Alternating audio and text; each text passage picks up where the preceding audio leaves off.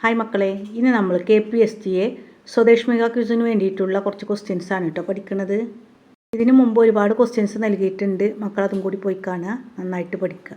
അതിൻ്റെ ലിങ്ക് ഡിസ്ക്രിപ്ഷനിൽ നൽകുക. 1909 നവംബറിൽ ലണ്ടനിൽ നിന്ന് ദക്ഷിണാഫ്രിക്കയിലേക്കുള്ള കപ്പൽ യാത്രയിൽ ഗാന്ധിജി പൂർത്തിയാക്കിയ ഗ്രന്ഥം ഏതാണ്? ആൻസർ ഹിന്ദ് സ്വരാജ്. ഇന്ത്യ സ്വതന്ത്രമാകുന്ന സമയത്ത് ഇന്ത്യൻ നാഷണൽ കോൺഗ്രസിൻ്റെ അധ്യക്ഷൻ ആരായിരുന്നു? ആൻസർ ആചാര്യ JB കൃപലാനി. 3. 1969 ഇന്ത്യയിലെ 14 ബാങ്കുകൾ ദേശവൽക്കരിച്ച പ്രധാനമന്ത്രി ആരായിരുന്നു? ഇന്ദിരാഗാന്ധി.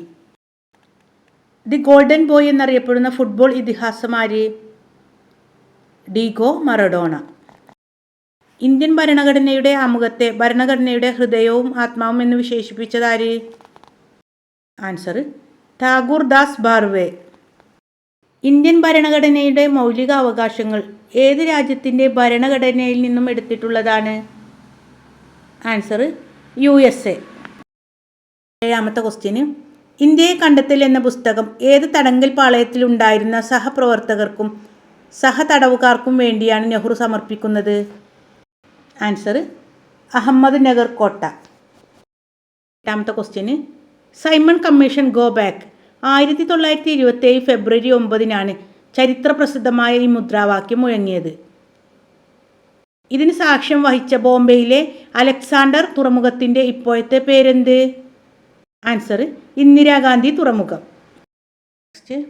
2024 ജൂൺ മാസം ഗൂഗിൾ ഇന്ത്യയിൽ അവതരിപ്പിച്ച ജനറേറ്റീവ് AI ചാറ്റ് ബോട്ടിൻ്റെ പേരെന്ത്?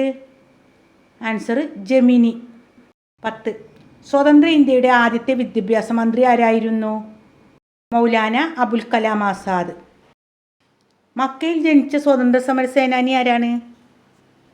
അത് അബുൽ കലാം ആസാദാണ് അല്ലേ. അദ്ദേഹത്തിൻ്റെ ജന്മദിനമായ നവംബർ 11 ദേശീയ വിദ്യാഭ്യാസ ദിനമായിട്ടാണ് ആചരിക്കുന്നത്. അതിൽ നമുക്ക് ക്ലാസ്സുകൾ നൽകുമ്പോൾ പറയാം കേട്ടോ. നമ്മുടെ ചാനലിലൂടെ എല്ലാ GK ക്വസ്റ്റ്യൻസും നൽകുന്നുണ്ട് കേട്ടോ. അതായത് അക്ഷരമുറ്റം, CH പ്രതിഭ, ശാസ്ത്രമേള ക്വിസുകൾ, കൂടാതെ LSS ക്ലാസ്സുകൾ നൽകുന്നുണ്ട് കേട്ടോ. ക്ലാസ്സുകളും നിർദ്ദേശങ്ങളും പത്ര കട്ടിങ്സുകളൊക്കെ നൽകാൻ വേണ്ടിയിട്ട് നമുക്കൊരു വാട്സപ്പ് ഗ്രൂപ്പ് ഉണ്ട്. അതിൻ്റെ ലിങ്ക് ഡിസ്ക്രിപ്ഷനിൽ നൽകാം. ഓക്കെ. 11ാമത്തെ ക്വസ്റ്റ്യന്, വോട്ടവകാശം 21 വയസ്സിൽ നിന്നും 18 വയസ്സാക്കി മാറ്റിയത് എത്രാം ഭരണഘടനാ ഭേദഗതിയിലൂടെയാണ്? ആൻസർ 61ാമത്. 12. മഹാത്മാഗാന്ധി ദേശീയ തൊഴിലുറപ്പ് പദ്ധതി ആവിഷ്കരിച്ച ഇന്ത്യൻ പ്രധാനമന്ത്രി ആരായിരുന്നു? Answer doctor Manmohan Singh. റോമിനോളം വലുപ്പമുള്ളതും അതിമനോഹരവുമായ നഗരമെന്ന് 1952 ഇന്ത്യയിൽ വന്ന പയസ് എന്ന പോർച്ചുഗീസുകാരൻ വിശേഷിപ്പിച്ചത് ഏത് നഗരത്തെയാണ്? ആൻസർ വിജയനഗരം. 4. ദേശ് നായിക് എന്ന് സുഭാഷ് ചന്ദ്രബോസിനെ വിശേഷിപ്പിച്ചതാര്? ആൻസർ രവീന്ദ്രനാഥ ടാഗോർ.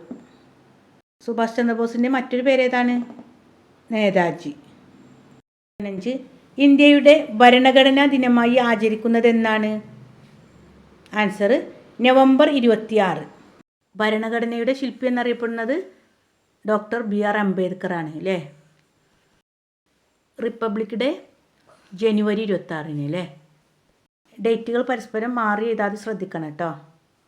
ഇന്ത്യയുടെ 1ാം പഞ്ചവത്സര പദ്ധതി കൊണ്ട് വികസിപ്പിക്കാൻ ഉദ്ദേശിച്ച മേഖല ഏത്? ആൻസർ കൃഷി. ഇന്ത്യ വികസിപ്പിച്ചെടുത്ത ഒറ്റ വിക്ഷേപണത്തിൽ 20 ഉപഗ്രഹങ്ങൾ വരെ അയക്കാൻ കഴിയുന്ന റോക്കറ്റ് ഏത്? Answer PSLV 34.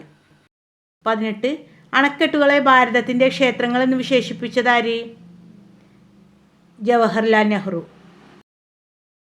19ാമത്തെ question, panchayat Raj സ്ഥാപനങ്ങൾക്ക് ഭരണഘടനയുടെ പിൻബലം നൽകുന്ന 73ാമത് ഭരണഘടനാ ഭേദഗതി ബിൽ അവതരിപ്പിച്ചത് ആര് പ്രധാനമന്ത്രിയായിരിക്കെയാണ്? ആൻസർ രാജീവ് ഗാന്ധി. 20. മഹത്തായ ഒരു രാജ്യത്തിൻ്റെ പ്രോജ്വലമായ ഭൗതിക ആത്മീയ പാരമ്പര്യത്തെക്കുറിച്ച് ഈ ഗ്രന്ഥം അറിവ് നൽകുന്നു. ഏത് ഗ്രന്ഥത്തെക്കുറിച്ചാണ് ആൽബർട്ട് ഐൻസ്റ്റീൻ ഇങ്ങനെ പറഞ്ഞത്? ആൻസർ ഇന്ത്യയെ കണ്ടെത്തൽ. എഴുതിയത് നെഹ്റു ആണല്ലേ. ഇനി ടൈം ബ്രേക്കർ ക്വസ്റ്റ്യൻസ്. അതിലൊന്ന്, ഏറ്റവും കൂടുതൽ ജഡ്ജിമാരുള്ള ഇന്ത്യയിലെ ഹൈക്കോടതി ഏത്? ആൻസർ അലഹബാദ്. ഇന്ത്യൻ പാർലമെൻറ്റിൽ ഏത് വർഷമാണ് ഭക്ഷ്യസുരക്ഷാ ബിൽ പാസാക്കിയത്? 2013. 3. ഇന്ത്യൻ ഭരണഘടനയുടെ മനസാക്ഷി എന്നറിയപ്പെടുന്നത് എന്ത്? ആൻസർ ആമുഖം. നോട്ട ലോകത്ത് ആദ്യമായി നടപ്പിലാക്കിയ രാജ്യം ഏത്?